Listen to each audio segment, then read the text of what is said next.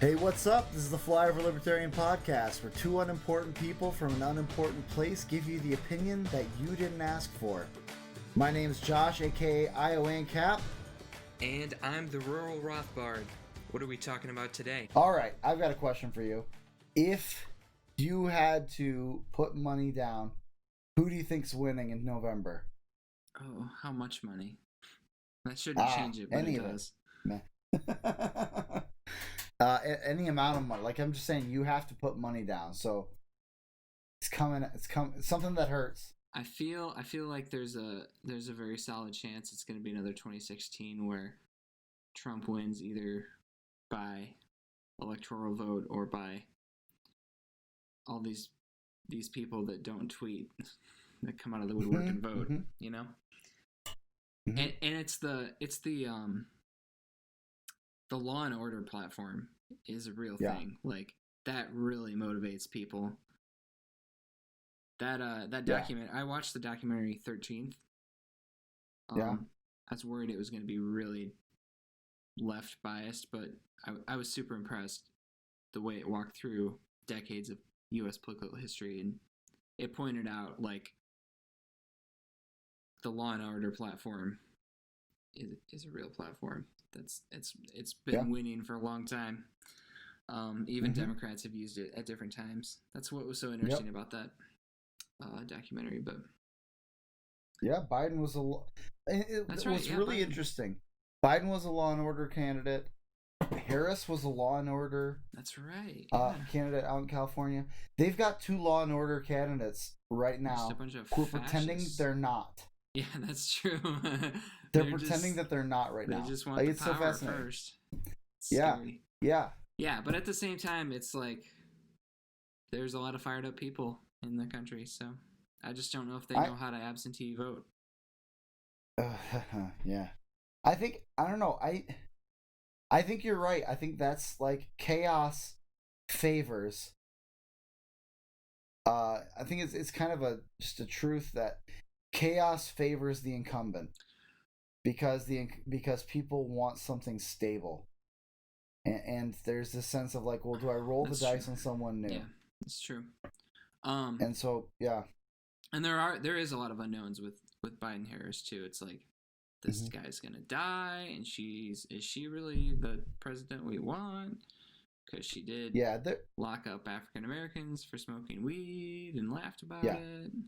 They're both centrist swamp monsters. Yeah. Let's be real. Like, they played the progressive game to win the primaries, but they're already starting to show their true colors. They've moved abruptly center. Like, Biden took that abrupt right turn right after the RNC. Then did you see what came on Twitter the other day? I never gave you my prediction. I can give you a hard prediction if that's what you wanted. Oh, yeah, do that. So, I'm going to say most likely Trump wins. Because I think the Law and Order platform has been historically proven to really motivate people. And there's been some serious left-wing chaos. I'm not saying the Law and Order platform is a good solution for that, but I'm saying that's what people historically have reacted with. I think the next likely thing is if Biden does win, I think Biden passes away within like 2 years of taking office. Yeah. But I mean, he's a one-term president. Let's be clear. Oh gosh. If he wins, it's just, my gosh, like, that is the face of dementia if I've ever seen it. It's a little painful. It's cringy. Yeah. Oh my goodness, it's so painful. Like, as somebody, I feel like I don't have a horse in the race, so I can just look at it and be like, that's an old dude. Like, did you see that video of like Pelosi having a real-time glitch on network television? Was with that? Like, it was so painful. Oh my goodness. My brain wants to rationalize it somehow, though. My brain wants to be me too. Like, I'm trying so hard to be like, what was she trying to do there? So sometimes on those satellite links, I wonder if it like jumps back or something, or if something else started playing, so she was replying to that. I don't know. If that was the case, though, I feel like somebody would have announced that by now, right? Doesn't look like that's what happened. She's just, oof. I don't see Trump losing. I think the Democrats have just been doing. I don't see him losing at all. I think the Democrats have just been fumbling this whole thing, like to such an extent that I almost wonder if they wanted to lose. Like there's a part of my brain where I'm just like, I don't think the Democrats actually wanted to win. I think they want another 4 years of Trump because he is great for their fundraising and for their charging up the base. It's a great way for them to stay centrist and keep the left. Like, in some ways, Donald Trump is a gift to the Democratic Party. And I wonder if they're trying to milk it some more. Like, that's just a part of my brain. I'm sure that's not what's going on, but there's maybe it's not even on. Maybe it's subliminal. They don't even know that that's what they're doing. Yeah. It's just the way, like the market, how the market works out and finds a way. It's just that politics find a way, and they found a little equilibrium that works for both of them. Yeah. I did just see someone pointed out maybe it was a teleprompter glitch that Pelosi had. So she's just been reading off of teleprompters her whole life. So. Oh my gosh, that's even worse. Well, no, that's the thing. Like it's very rational, but it doesn't make it any better. It makes it worse. Leave the teleprompter when she's like, okay, clearly this is wrong. She couldn't even cobble together a response. She just kept reading it. Because the handlers get mad when you don't read from the teleprompter. Oh my gosh. The lizard people get mad when you don't read from the teleprompter. So. Oh my goodness. Man, times are such that Alex Jones is looking downright rational. Do you think she could blame it on the haircut somehow? I was so distressed. They tricked me. I'm gonna check her Twitter. Maybe she already did. Oh. All right, we should title this episode Election Predictions. What other predictions can we make? Oh, election predictions. I don't know. I think I haven't put too much thought into where the Senate and everything's going. I think the presidential election. I guess I don't care enough to look at that. I mean, I guess okay. You want another prediction of mine regarding the presidential election? Yeah, sure. Joe Jorgensen does so much worse than the last cycle than Johnson did. Yeah, she's gonna that could be. Much worse. Is it because Johnson was just so vanilla that everybody likes vanilla, and Joe is she's better than vanilla, but not everybody likes that. Is that what's going on? No, I think it's the opposite. That at least Johnson was somewhat interesting. The gaffes got attention at the very least. At least someone was talking about him. Darn it, Joe! No one is talking about her. No, it's not coherence. It's that she's so boring. She takes the most boring, bland stance on everything. Like, she has no courage to her whatsoever. And honestly, I'm just like, this is what I was saying all the way at the beginning. And I never said it outright on our podcast, but I was saying this to everyone I could privately. It's like, I would tell them who we elected to be our presidential primary, and they would be like, who? And I would say, exactly. All along, she was the most uninteresting person on every panel. When we went to the Iowa, the Libertarian Convention of Iowa, and we sat through that presidential panel, there was like a few people who I was like, I'm not really into them. There's a few people that I was really excited, or one person in particular that I was really excited about, or one or two people that I was really excited about. And then I would get to her and I'd be like, yeah, I don't know. She was just, eh. What's your biggest policy issue with her? Like, I thought she was pretty, like, okay on a lot of those policies. Or did she just look good compared to Johnson? See, but, no. Policy-wise, because she's just such a slave to the platform, yeah, she's good. But then she'll, like, tweet those stupid things about Black Lives Matter. Okay, so it's not so much policy, it's pandering that your issue is. It's pandering, and also just the way she represents her policy is always just so uninteresting. Okay, so she'll say her policy, and you'll go, "Well, yes, but no." Yeah, exactly. Because it's like even when she's right, I'm like, ugh, why'd you have to say it like that, though? You arrived at the right answer with the wrong work somehow. Well, she's just so uninteresting. There's nothing interesting about her, and she really won the Libertarian nomination by being the least offensive candidate. Like, that's how she won. Is that everyone, like, you had the Vermin crew, the oh my goodness, Hornberger crew, and you had the oh my goodness, I forget the guy who came in, Jim Gray. You know, you had those three groups, and each of them were kind of diehards, and all of them had one thing in common: they loved their person and they hated everyone else. And so, as each of them fell off, they would throw their support to the front runner because they weren't the other two. Like, Jim Gray went out first, and so they all threw their support to Jo Jorgensen because she could beat Jacob Hornberger and Vermin Supreme. Like, that's really what happened. Is they kept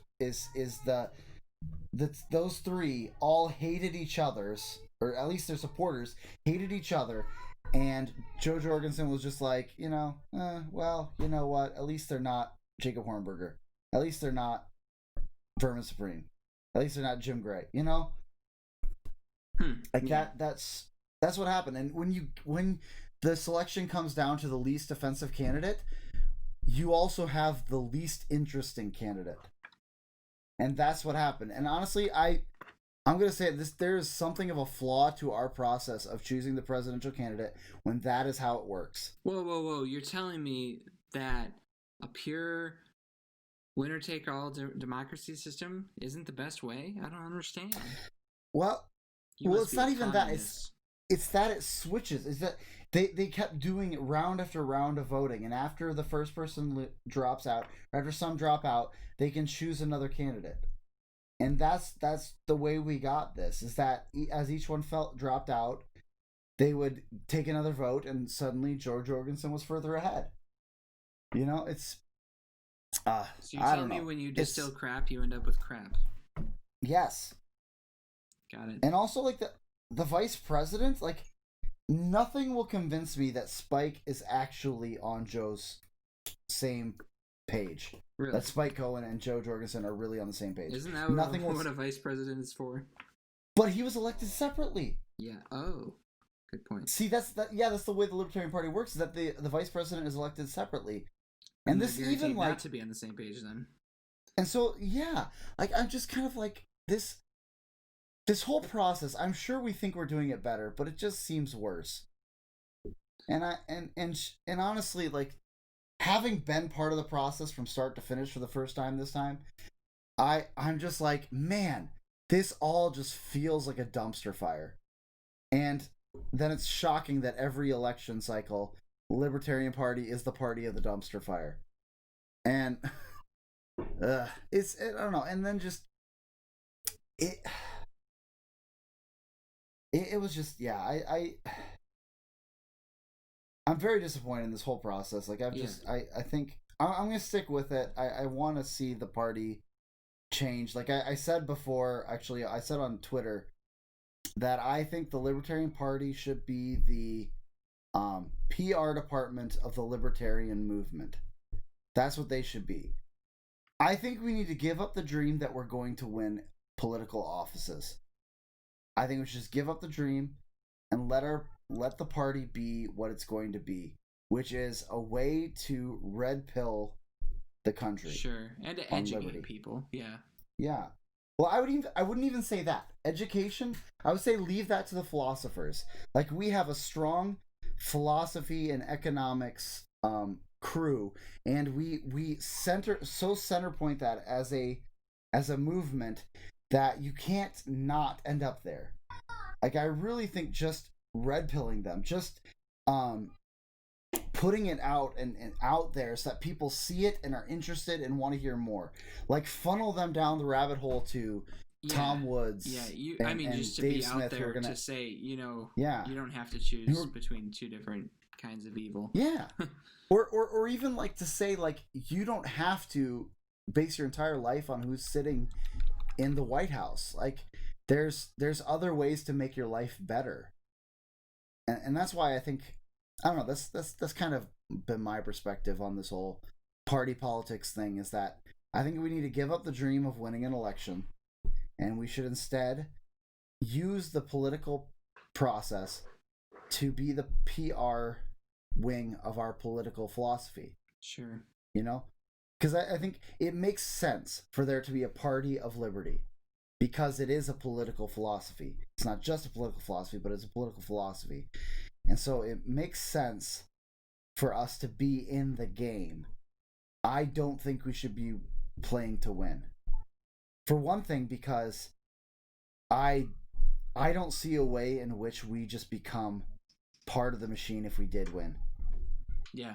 Like, we would just become, we would sell out so hard. I mean, we already have so many sellouts in the party. And there's no how much worse would it be gained by selling out even, so.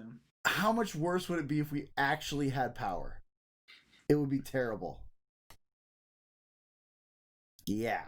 It's I think, yeah, and so I don't know. We should expect more courage out of our presidential candidate than we've been getting. And it's just because that's their purpose. Their purpose in your mind isn't to win. Yeah. It's to it's red pill people. Red pill. Yeah. I mean, it's kind of like the whole, like, we get thousands and thousands of votes, but they're not becoming members of the party. They're just throwing their vote away on us because they don't want to vote for the other two. Yeah. It's better to confront them about their bad beliefs. Yeah, and nothing changes in their lives. They go back to being typical status scum, you know, and like nothing changes in their lives. Whereas if we get less votes, but more people come into the party, and even more importantly than coming into the party is coming into the movement. Like, honestly, like, I would care less if they stayed registered Republicans if they are now reading Rothbard and Mises and Hoppe. You know, they're reading that and they're trying to be good Republicans, or trying to use this philosophy in the Republican Party, like Ron Paul did, or like Thomas Massie is doing. You know, like, I don't care about that, but then our party should be the party that opens people's eyes to that, even if we don't ever win an election. And I honestly don't think that's the way we're going to find liberty in our world anyway. Our liberty in our world isn't going to come by winning an election. That's just more status thinking. Our liberty is going to come by people gradually more and more ignoring the statist class and subverting it. Yeah. Yes, that's my other prediction, is that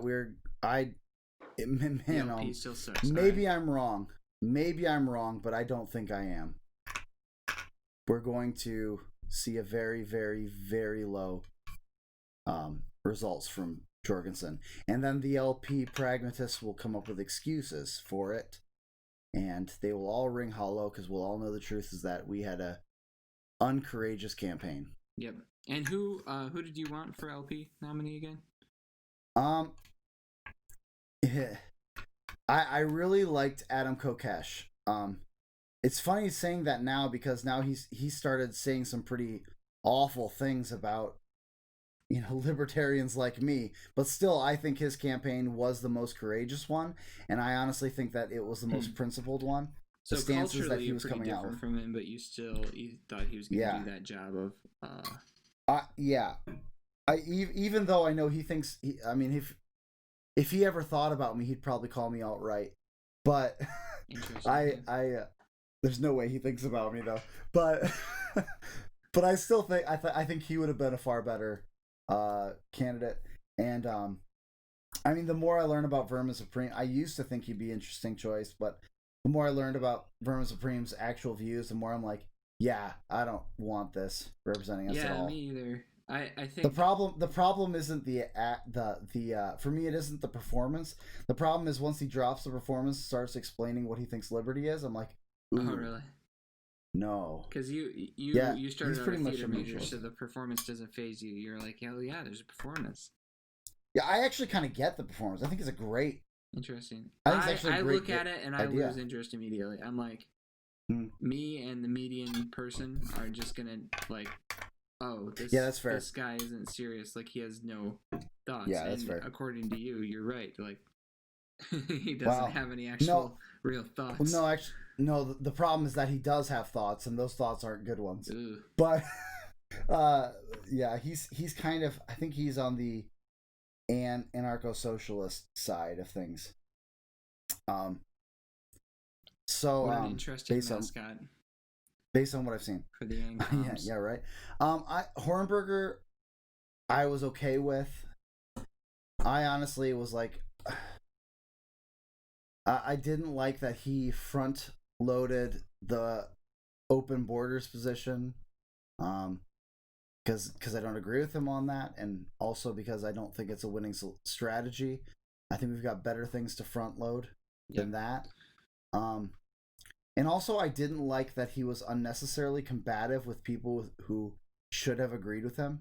Like, he would say things like, I remember there was this moment at the Iowa presidential debate where he was like, I'm the only person on stage who believes this, this, and this.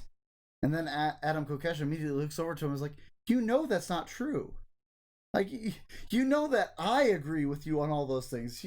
And I think he even motioned to someone else and said, they agree with you on this. Like he was just unnecessarily combative on certain things that I thought was like it's one thing to do that with your enemies, it's another thing to do it with your allies. Yeah.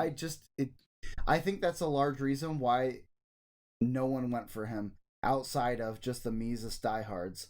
And also, like, I didn't like that he was an unabashed pro-federalist. Like, he was, in the whole anti-federalist versus federalist, the classic debate of decentralizing, which is really the difference that between Kokesh and him that got me on Kokesh's side, is that Kokesh was going for, he's like, let's decentralize. This country is too big. We need to decentralize.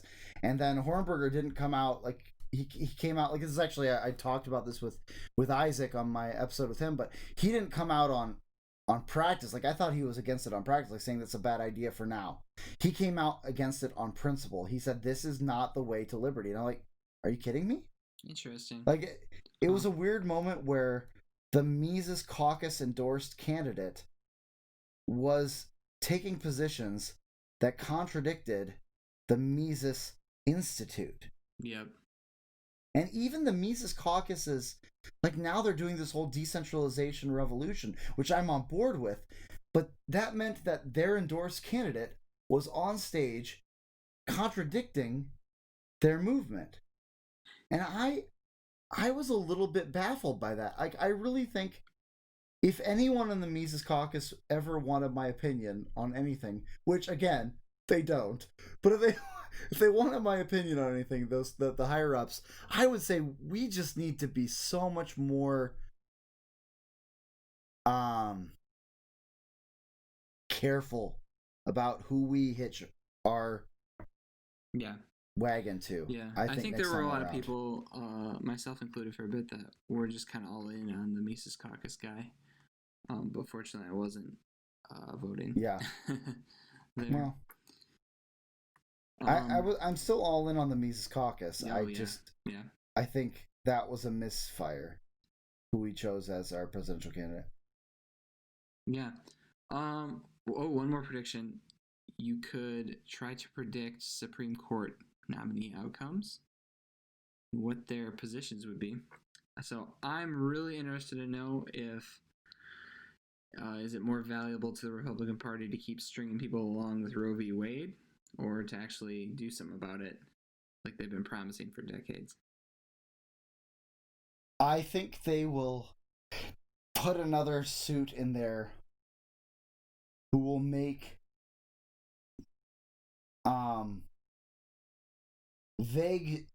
vaguely gesture in the direction of against Roe v. Wade, of being against Roe v. Wade, and will do nothing about it. Yep.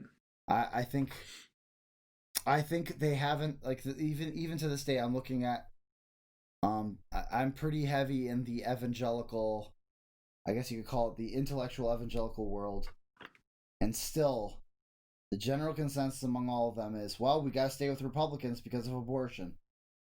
Yeah, and it's stronger. It seems like they still haven't gotten that. I would say yes, you're right. We cannot vote Democrat because of the issue. Like, I think I'm honestly on that side. Like, well, okay, I'm not fully 100% on that side. I would be willing to vote for a Democrat if the anti-war issue was, if I was certain that the anti-war issue was going to be a major issue for them. Yeah. Largely because I don't think that the Supreme Court is ever going to overturn Roe v. Wade. It's just not going to happen. And I think, but anyway, like, I would say they're right in the sense that the Democrats are never going to be on their side for this issue, and they're getting more and more not on their side. But I think they're fooling themselves if they think that the Republicans are on their side. It's just not going to happen. Again, decentralization. I think states just simply telling the Supreme Court, having the guts to say to the Supreme Court, no, we're doing this anyway. You know, like, that is going to be the way that it's stopped. I think decentralization is the path forward in every way, and I think states standing up for their own laws against the federal government intrusion, standing up for the 10th Amendment, seems to be the way that a lot of states are working on it anyway. Yeah. I just think there's a lot of places where you just want to be like, what would happen? I just always imagine this. Like, what would happen if people just started saying no? Like, okay, that whole carnival of the Kavanaugh hearings. Like, what if a Supreme Court nominee walked in and said, you know what? These hearings are done as a courtesy. There's no requirement for me to do them. So I simply came down here to tell you I'm not doing this. Vote me up, vote me down. I don't care. I'm not doing this. Like, what would happen? I just wonder what would happen. Like if just people just decided to stop playing the game, what would happen? Like, again, like, what would if a governor looked at the federal government, looked at the Supreme Court, striking down their law and said, you know what? No. We're not, I don't care what you have to say. I don't care what a court in DC has to say about Iowa or Washington. We're going to do what we're going to do. So you can just suck it. And, like, what would happen? You know what I mean?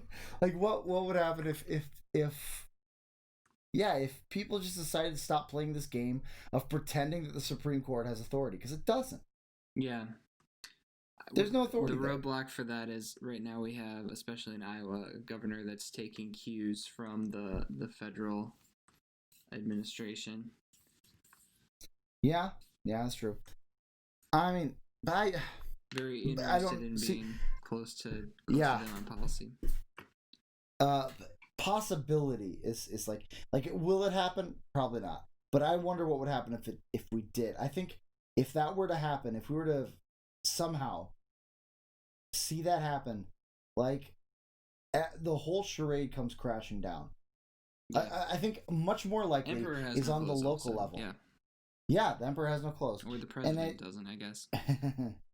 Yeah, or the dude in a robe, isn't have any clothes. But like, I think much more likely, and this is where I think the Libertarian Party should go. Here we go. This is what I think the Libertarian Party should put all their eggs into this basket. Local sheriffs. Yeah. The Libertarian Party should put all their eggs into the basket of electing libertarian sheriffs. People who are going to run on the platform of, I will not enforce any unjust laws. Like a sheriff who essentially runs on the concept of, I'm saying no. Like, I'm saying no. I'm not going to arrest people on drug charges. Yeah. I'm not going to arrest them on these made up charges that federal and state people kick down to me. I'm going to defend life and property, and that's it. You could market that pretty well to both the far left and the alt right. Right. Yeah. You can market that really well to them. Yeah. I think it's very doable. I think it's a great move, and I think if we went ahead and did that, we might see, Like, especially because like we wouldn't be saying we're not running on cops doing nothing, which seems to be what the Democrats have been running on, and that's killing them. We would be running on no enforcement of unjust laws. And of course, we would define that, because we're libertarians, by laws that harm, that are victimless crimes, laws that are not about protecting life and property. Like, those are just laws, and anything else is an unjust law. Like, there's the concept of sheriff nullification is something that I remember hearing. Gosh, I think it was, I forget who it was. The guy who's in charge of the CSPOA, Sheriff Mack, I think it is. He's been on Tom Woods a lot, especially in the early years of Tom Woods' show. He would be on a lot talking about the Constitutional Sheriffs and Police Officers Association and the concept of sheriff nullification. Like, for instance, he talked about how there was a sheriff who was protecting a person in his jurisdiction from federal law enforcement. Like, he basically said, you're not allowed to come into my territory and arrest this man. And basically stood against the feds and held them off for a long time. Eventually, they did actually take the guy, and apparently it was kind of shady the way they took him. But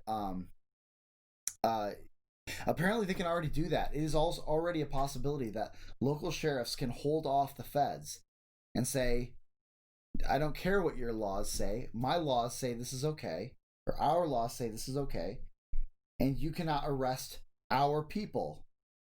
Yeah. And so they can actually stand and interpose between federal that's protect and serve. Wow. Law enforcement and yeah, exactly. Exactly. They can stand in the gap between them.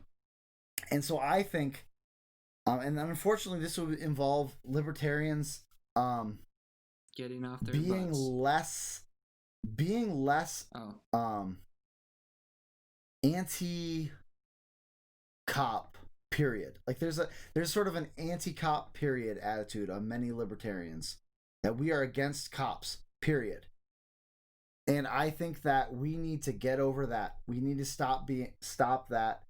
We need to keep calling out police abuse where we see it. Keep fighting for against qualified immunity and things like that. But I think in our current world, cops are a reality, and they are a reality that can be used for the purpose of nullification. And I think, yes, in the perfect world, we'll just have personal police force. But I don't really think we want no police force at all. And the current situation we have is the current situation we have. We do what we can to stop police abuses, and I think one of the big things is decentralizing. Decentralize the police, decentralize everything.